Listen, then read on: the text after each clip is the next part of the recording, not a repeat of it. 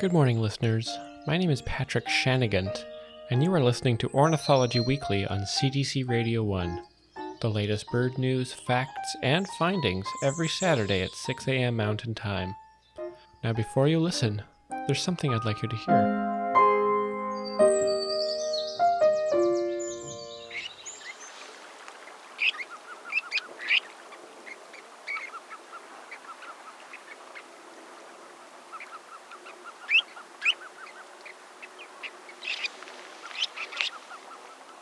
That, of course, was the cheerful call of the Purple Sandpiper.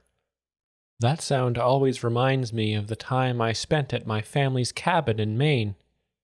It has been a long time since I've been to Maine to see the cabin, but it's just not safe now since that ogre got elected president in 2016. The last trip I made there, the last time I heard the Purple Sandpiper in person, was in 2013. It was a lovely trip, but the highlight was actually the flight there. On the plane, I was seated near the front. I needed to be in first class because economy makes my therapy Yorkie, Augustus, anxious, which in turn makes me anxious, and even speaking about that now is making me upset, so I'll move on. We were about an hour into the flight when little Augustus leapt from my chair and ran down the aisle.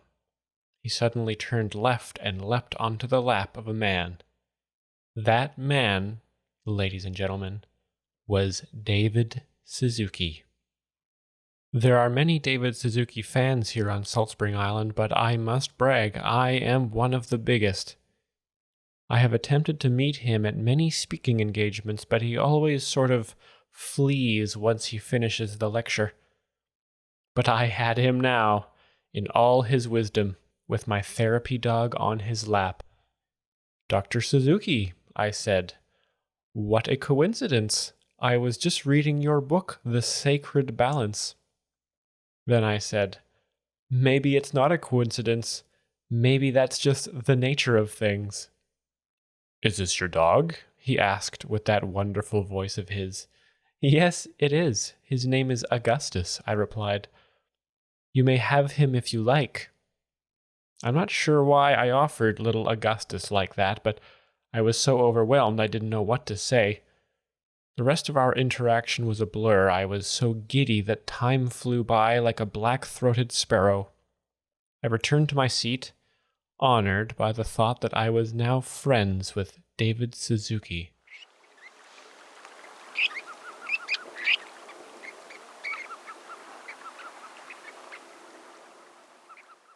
The Purple Sandpiper can be found on Baffin Island, Greenland, Iceland, and in Nordic countries in the summertime.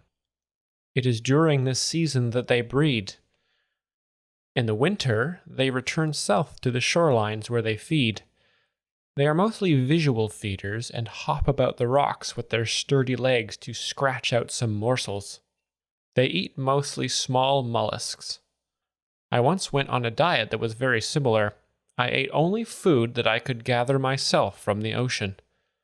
The rocks were slippery, it was very difficult, but on most days I was able to bring a few barnacles to my cook. My diet only lasted a week because I quickly became emaciated, but what I lost in weight I gained in knowledge. I have a new respect for the skill of the Purple Sandpiper and a deeper appreciation for the cruelty of the sea.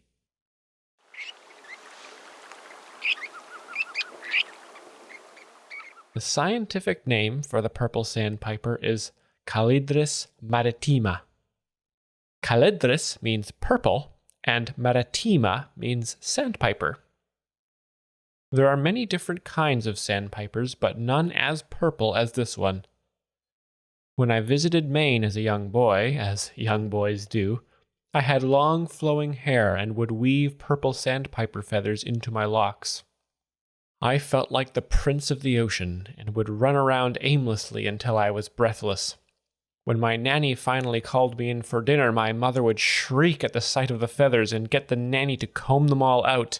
It was a painful experience, but little Augustus is there to help me manage the trauma. My guest this week has just finished writing a book on the Purple Sandpiper and is a guest lecturer at the University of Victoria and the University of British Columbia. She also happens to be my neighbor. It's so nice to welcome Dr. Evelyn Crabtree back to the studio. Thanks for being here, Doctor.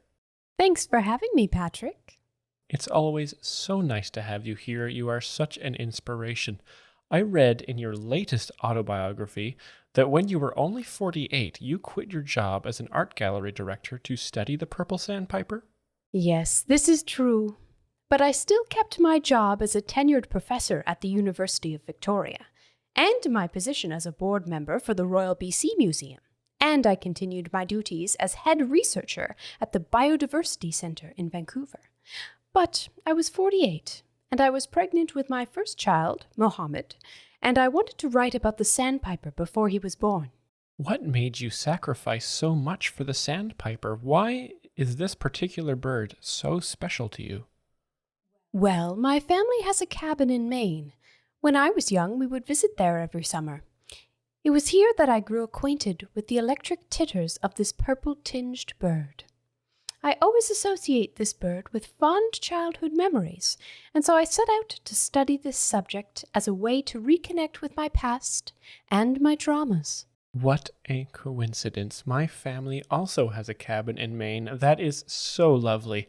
I was there just a few years ago, and you'll never guess who I saw on the plane. A pilot? You are too much, Doctor. No, I saw Dr. David Suzuki. I spoke with him at length. It was such a surreal experience. I've never been so starstruck. Have you ever met Dr. Suzuki? Oh, Dave? Yes, I see him several times a year. He also has a cabin in Maine. I stay there sometimes with his family. Really? That's so great. Does he ever mention me? Oh, you haven't come up in conversation, no, but I'm sure he's fond of you. How long did you spend in the field studying the sandpiper? We spent about 6 weeks on the coast of Maine in the fall, observing them. I brought along 3 of my best grad students with me, and they helped immensely. I don't remember their names at the moment, but they were great. Did you notice any behavior in the sandpiper that may not have ever been recorded? We did report some loss of habitat. You know that rock near the lighthouse on McGillis Point? Oh, yes.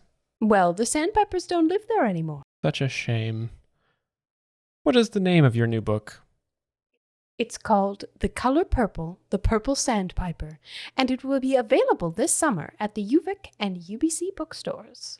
Thank you for speaking with me today, Doctor. Tell Dave I said hi. Always a pleasure, and I will. Well, that's it for the show. Thank you so much for listening, and as always, happy Bird Day.